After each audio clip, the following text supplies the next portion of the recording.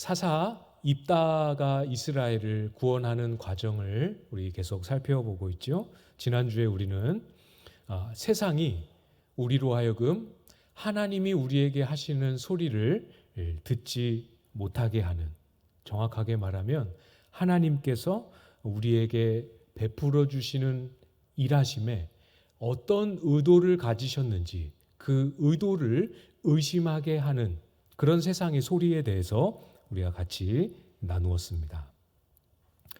마귀와 세상의 목표는 하나예요.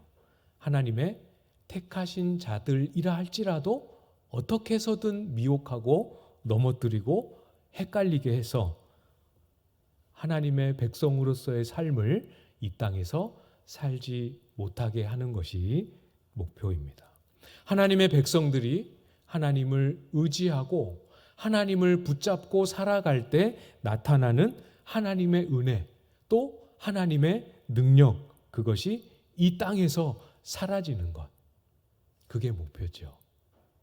하나님의 백성들이라 할지라도 하나님을 믿고 교회의 일을, 하나님의 일을 한다 할지라도 하나님을 의지하고 하나님의 능력으로 하는 것은 쏙 빼놓고 자기 힘으로, 자기 능력으로 사람이 할 수 있는 일들의 선에서만 만족하도록 하는 것이 목표입니다. 하나님을 의지하고 하나님이 성경에서 가르쳐 주시는 그 방법으로 살아가기를 고집하고 그런 삶을 선택하는 사람들, 이런 사람들이 많이 나와야 합니다. 많이 나와야 합니다. 여기 많이 계시는 줄 알지만 사실 더 많이, 더 깊이, 더 뚜렷하게 드러나고 세워져야 합니다. 그래야 한국 교회가 새로워지는 물결이 시작될 수 있는 거죠. 다른 데에서는 안 나옵니다. 아무리 그럴듯한 것들이 있어도 실제로 성도들 한 사람 한 사람이 자기 삶의 자리에서 하나님이 주시는 말씀대로, 하나님이 명하신 하나님의 방법대로 하나님을 의지하는 그 길로만 살기로 작정하고, 실제로 그렇게 살 때에만 주시는 은혜가 무엇인지를 경험하며 소유하며 살아가야 하는 거죠. 오늘 본문은 입다가 암몬의 왕에게 사람을 보내서 메시지를 전달하는 그 흐름의 마지막 단락입니다. 논증이지만 자신의 땅임을 주장하고 우리의 옳음과 암몬의 틀림을 주장하는 아주 정교하고 잘 짜여진 외교 문서와 같은 그런 메시지이지만 이 속에서 하나님을 끝까지 신실하게 의지하는 그 길을 우리는 발견할 수 있게 되죠.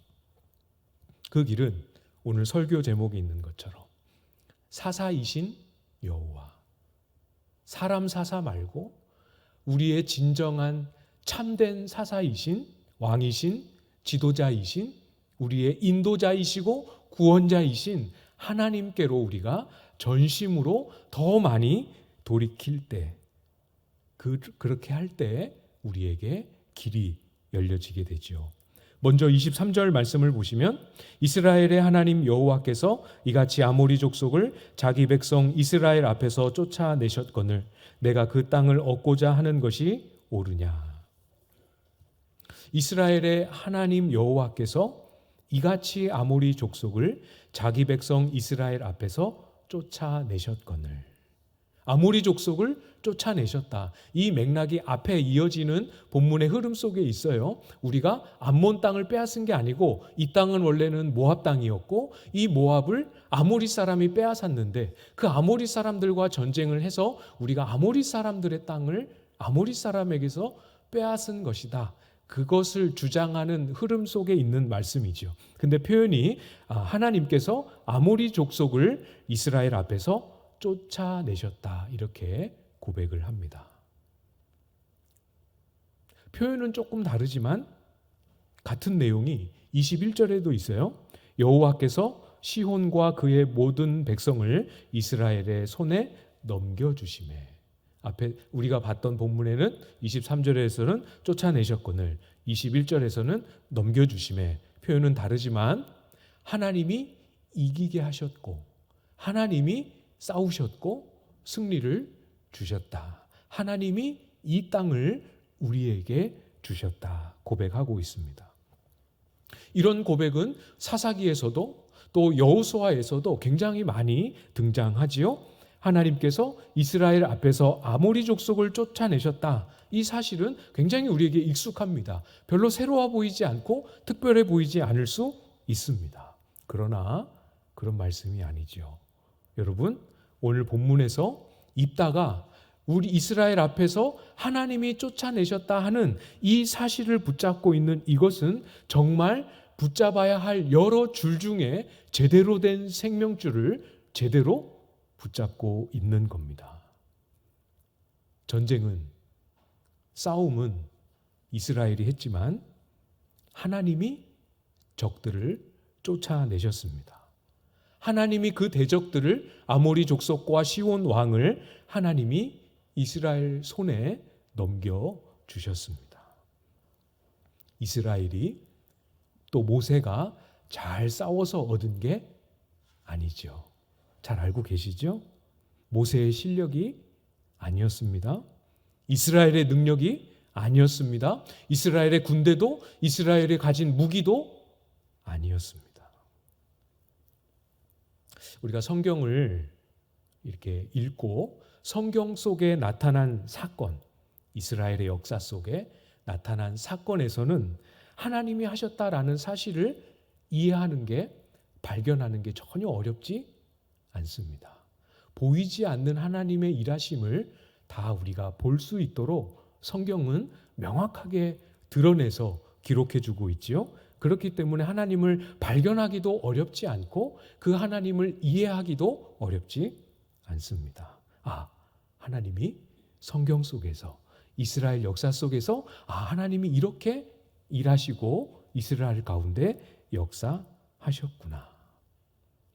여기에서 믿음이 역동적으로 살아날 수 있는 길이 시작이 됩니다.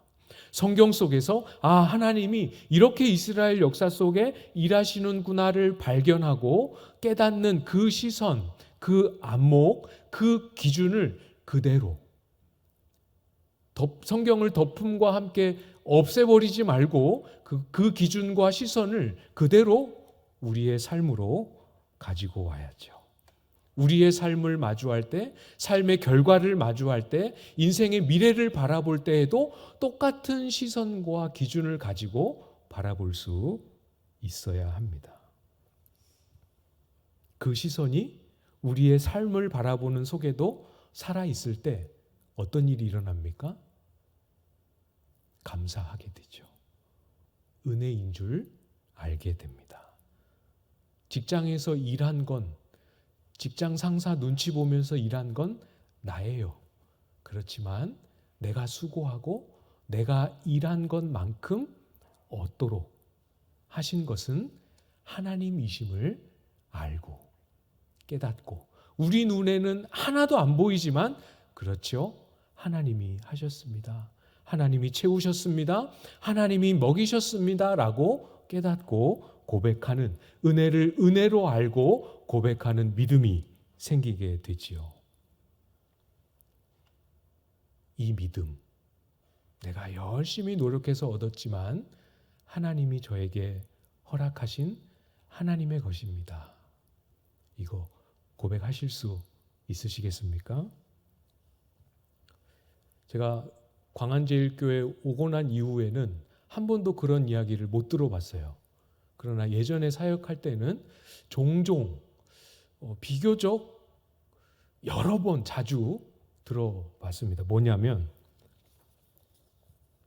신약에서 예수님은 11조 하라고 한 번도 이야기하신 적이 없는데 왜 요즘 한국 교회는, 현대 교회는 왜 그렇게 11조를 꼭 해야 되는 것처럼 이야기하나요? 11조 꼭 해야 되나요, 목사님?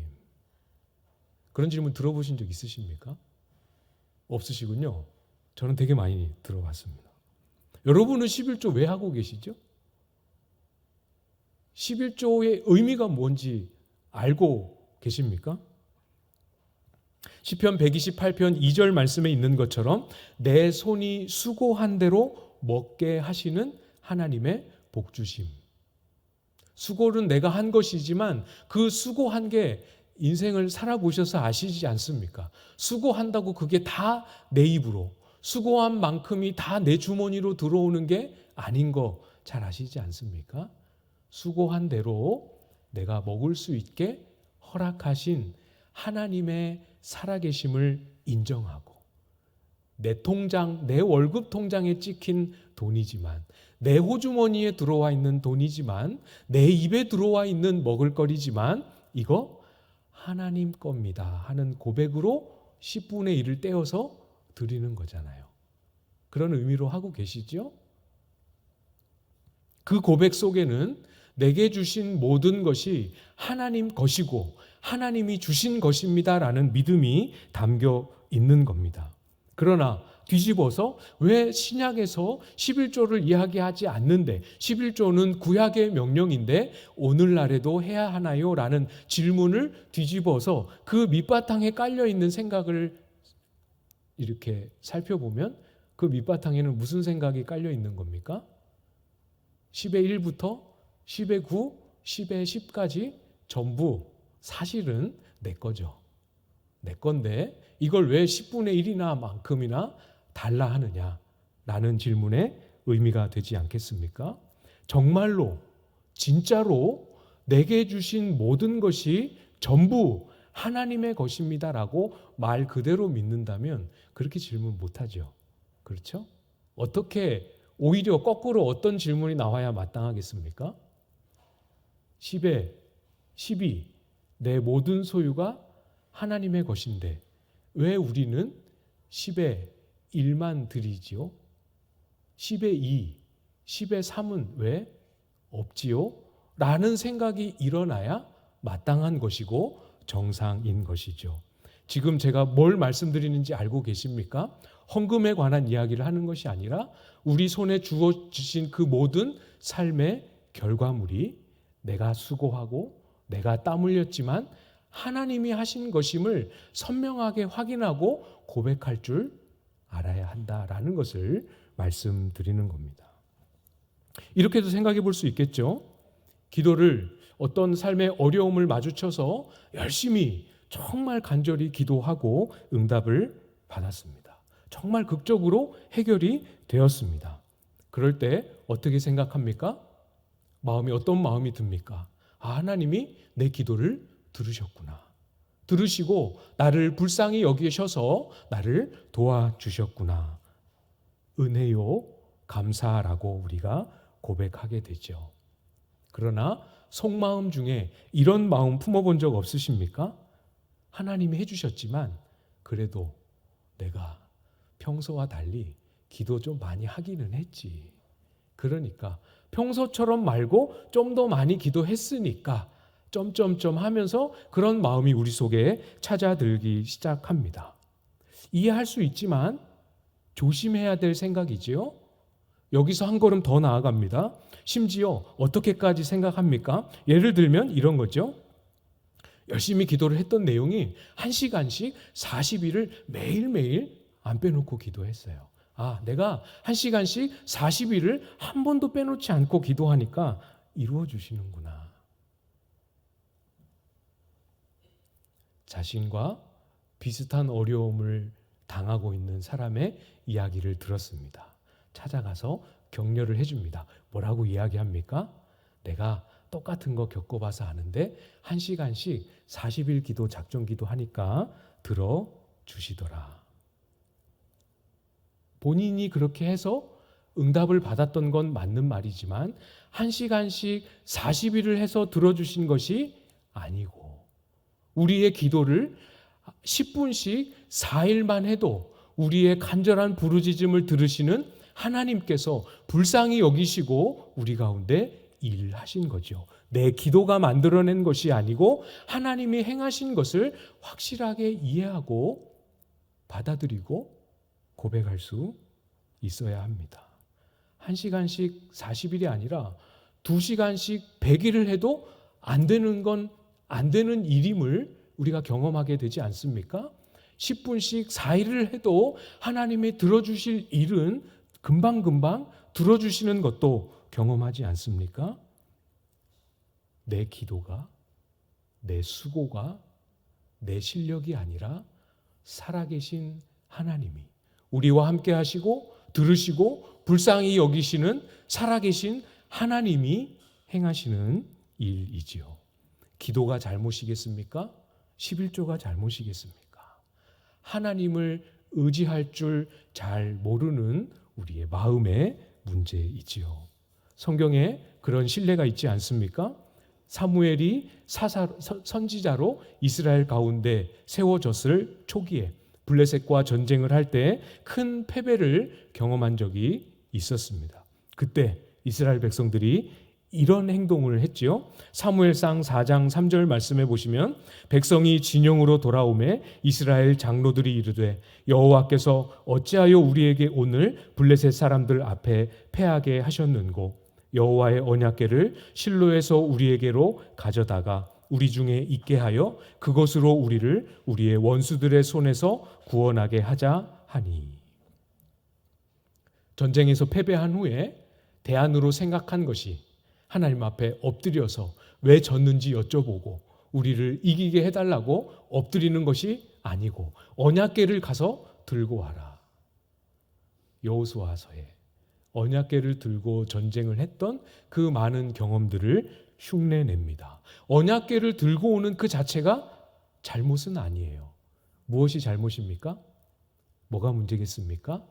그것으로 우리를 우리의 원수들의 손에서 구원하게 하자 하니. 여러분, 무엇이 우리의 구원자입니까?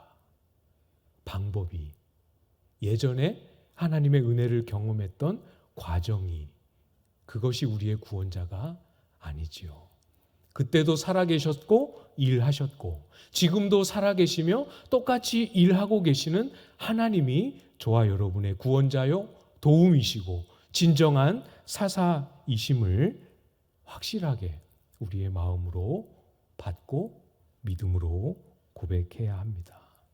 지난날에 우리의 삶의 모든 걸음과 삶의 결과와 삶의 여정 속에 함께 하셨던 그 하나님을 분명하게 고백할 때 한치도 보이지 않는 앞날을 똑같이 하나님이 일하시고 책임지실 것을 신뢰하며 나아갈 수 있게 되겠죠. 그것이 24절의 고백입니다. 내 신 그모스가 내게 주어 차지하게 한 것을 내가 차지하지 아니하겠느냐. 우리 하나님 여호와께서 우리 앞에서 어떤 사람이든지 쫓아내시면 그것을 우리가 차지하리라. 똑같이 쫓아내신다라는 표현을 합니다. 그렇지만 조금 차이가 있지요. 지금 24절에서는 앞으로 미래의 일을 고백하고 있습니다. 앞으로 입다와 이스라엘 백성들이 어떤 걸음을 걷게 될지 하나님이 어떤 삶으로 인도하실지를 믿음으로 고백하고 있지요. 하나님이 이렇게 일하실 것이다 신뢰하는 신뢰의 의미도 담겨 있습니다. 앞에서 우리가 한번 살펴보고 지나왔죠.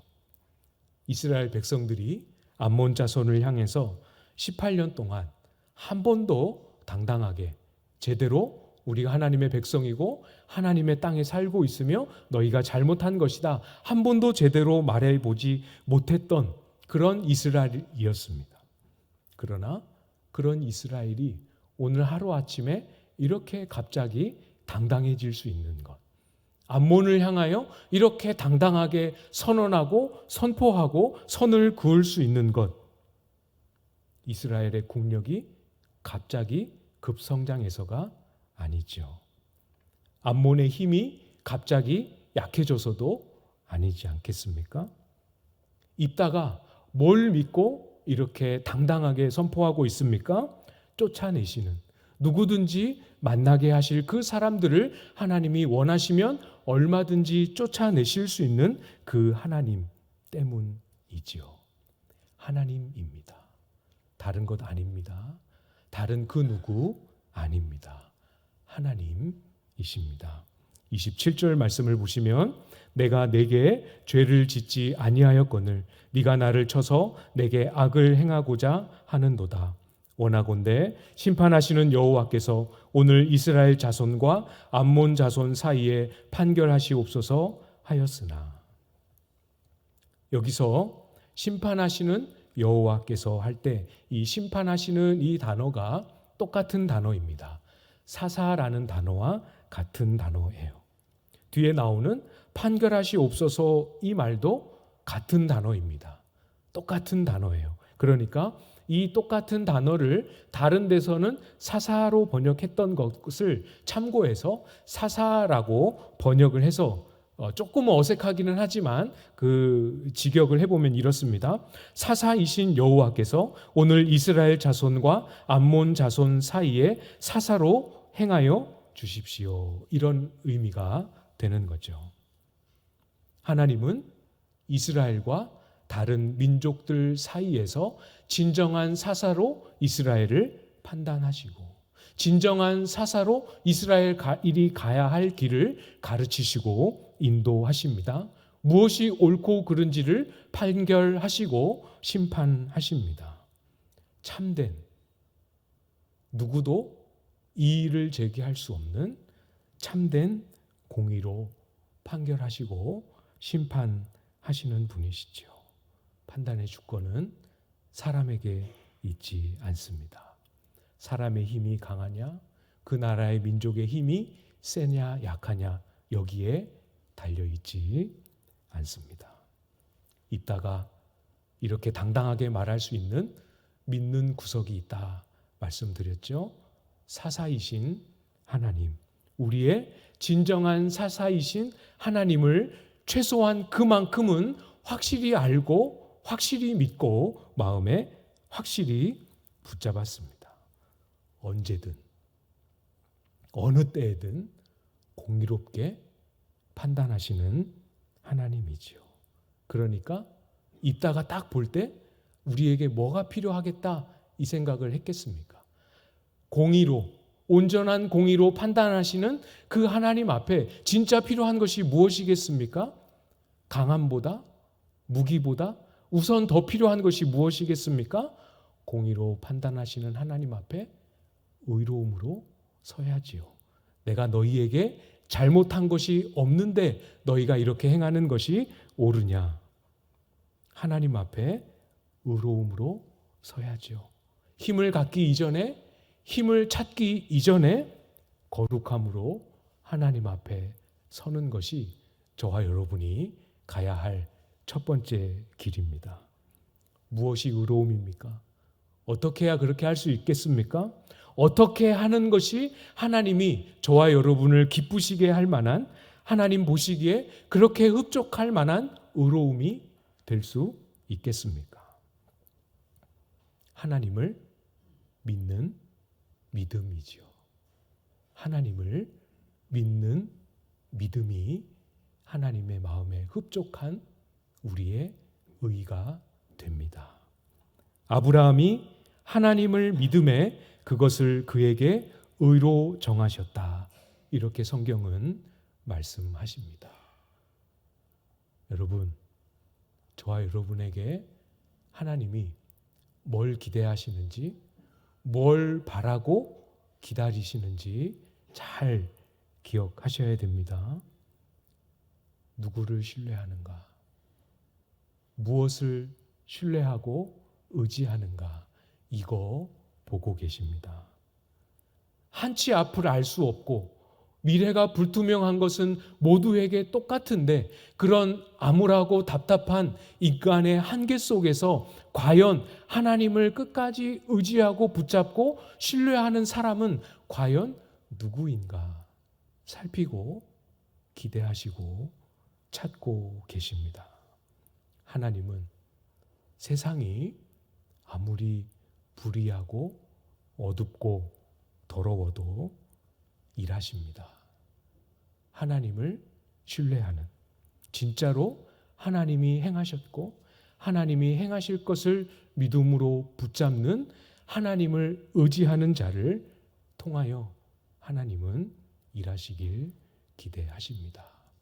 여러분의 삶의 자리, 여러분이 행할 수 있는 내용이 무엇이든 상관없이 하나님을 의지하고, 하나님을 의지하기 때문에 이것저것 따지지 않고 하나님이 명령하신 대로 우리의 삶의 걸음을 하나씩 하나씩 순종으로 채워가셔서 사람이 할 수 있는 일 말고 하나님만이 하실 수 있는 일로 우리의 가정과 일터와 우리의 교회를 그렇게 섬기고 채워가는 저와 여러분들 다 되실 수 있기를 주님의 이름으로 축복합니다.